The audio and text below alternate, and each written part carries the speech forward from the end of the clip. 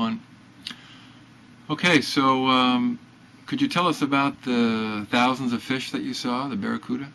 Well, they are in groups of thousands when they're little. The first one I saw, of course, was that giant. It scared the hell out of everybody.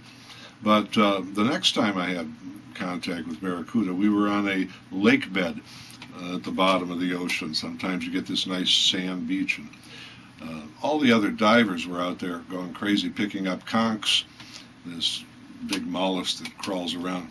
Why? I don't know why anyone wanted to take one home. Anyway, and I looked up, and there was a cloud. I mean, a big cloud of fish, and they were all barracuda. You couldn't miss what they were because they're perfect copies of the big guy I saw.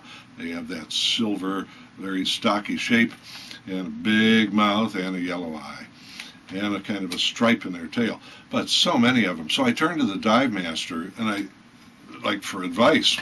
I figured if anyone knew, he would. And he goes to me like this, right, as if that's any good as advice. So we're all just hanging there on the rock, afraid they're going to attack us. But of course, they're looking for minnows about this big, right? So they don't think of you, fortunately, as food. They haven't realized the way the piranha have in the Amazon that a lot of little guys can take on some big guys. So what were they doing there? Well, the fact is, barracuda are very, very curious.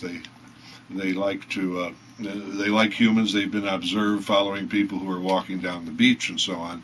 Very intelligent fish and very interested in us, and they were obviously just taking a good look. And then I began to understand about the life cycle of the barracuda. You see, they're born 10,000 brothers and sisters from one mama, and then they stick together. So by the time I saw a couple thousand of them up there in the sky, or in the water, of course, they were already down to a couple thousand, and about 8,000 of them were dead. And they are cannibals. Friends of mine have seen big cuda going through these clouds of little cuda having lunch.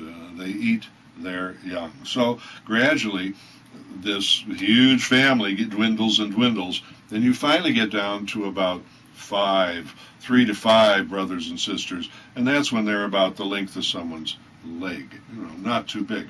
And that's those are the next groups that you see when they attack. They're like motorcycle gangs of 3, 4, 5 barracuda brothers and sisters, tough guys that survive.